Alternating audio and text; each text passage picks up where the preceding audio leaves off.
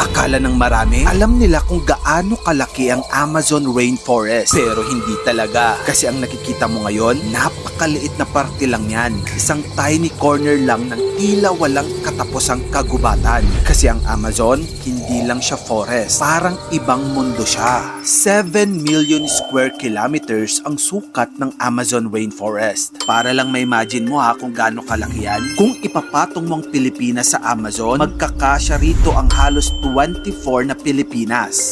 At para mas ma-visualize mo pa, alam mo yung basketball court, magkakasya dyan ng 16.7 billion basketball court. Uulitin ko, billions yan Ganyan kalawak at kalaki ang Amazon rainforest. Sa sobrang lawak niya, umaabot ito sa 9 na bansa. Pinakamalaking bahagi nito ay nasa Brazil. Pero may mga parte rin sa Peru, Colombia, Bolivia, Ecuador, Venezuela, Guyana, Suriname at French Guiana. Pero hindi lang laki ang nakakatakot sa Amazon. Ang mas scary dito, kapag naligaw ka rito, hindi ka pwedeng magsabi ng, Ay, babalik na lang ako sa dati kong dinaanan.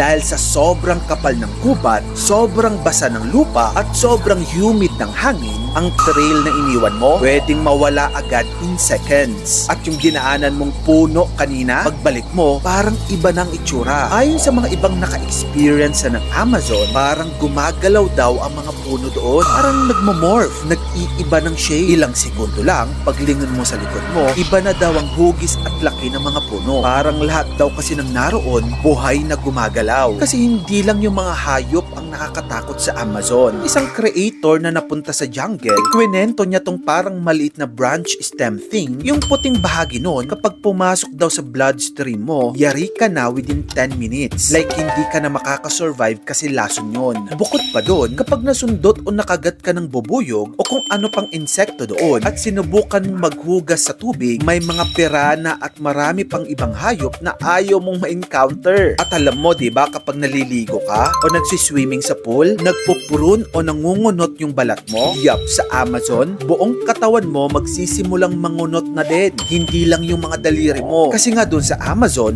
sobrang humid doon. Parang laging basa. So batay sa sinasabi ng mga tao, kapag konti lang ang pinasok mo sa Amazon forest, medyo okay pa. Pero kapag pumasok ka na ng medyo malalim-lalim, nako, yari ka na. Malaki ang chance, hindi ka na makakalabas ng buhay. Ang Amazon rainforest ay parang reminder. May mga lugar sa mundo na hindi ginawa para sakupin ng tao. Ginawa sila para respetuhin. Kaya opo, breathtaking ang Amazon. Pero minsan, yung sobrang ganda, yan din ang pinaka nakakatakot. Kung gusto mo pa na magayto pang klaseng content, dito lang yung channel ko kaya follow ka na. Maraming salamat sa panonood mga kamagkano.